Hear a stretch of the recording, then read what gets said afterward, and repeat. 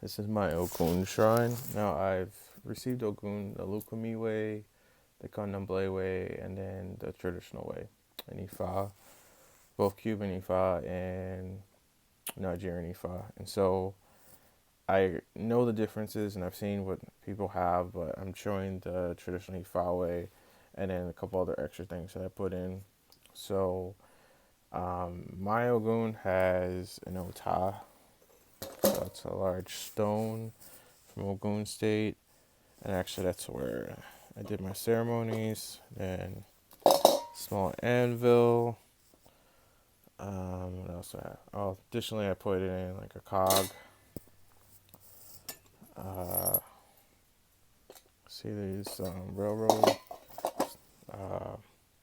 It's actually bolts.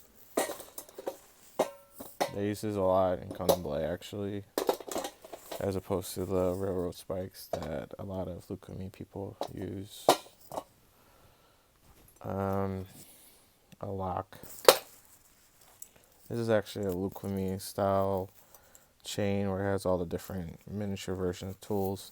I have a much larger. I used to have my Ogun in a huge pot, obviously, so that's in storage, and I have bigger tools. But I started to get smaller ones, railroad tie, um, trident, or a pitchfork, a hammer, spear, knife, dagger, horseshoe, arrow, crossbow, fisher's hook. In Nigeria, actually, the head of hunters is Ogun first before Ochosi or Erinle or any other. So, chain,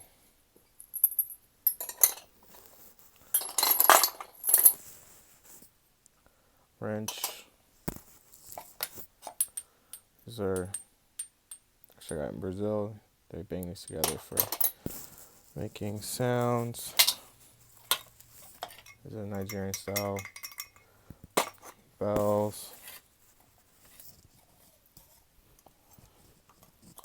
horn. This has a small version of an Osine staff.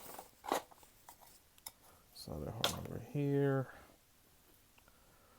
Another version of this that's smaller with the different tools. I got most of these in Brazil. Bear trap. Lots of bracelets, iron. These are manillas used for currency during slavery. Another.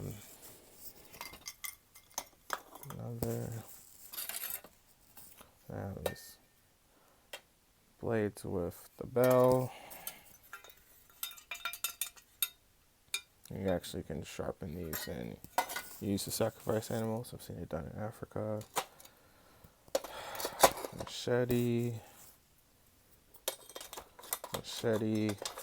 These are Nigerian style machetes, and this is a Brazilian one.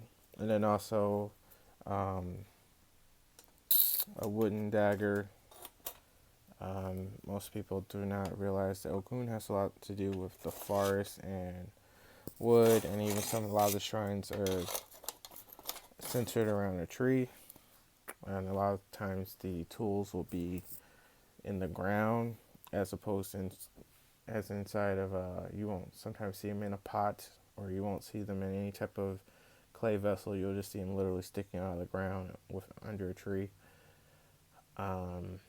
Ogun, of course, takes palm oil.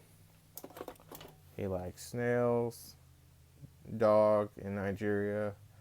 There's specific ceremony on how to kill that dog. It has to be done in one stroke. So there's a lot of preparation. Palm frond, which I don't have. I actually have a piece of a palm tree in there. Also a piece of a roko tree.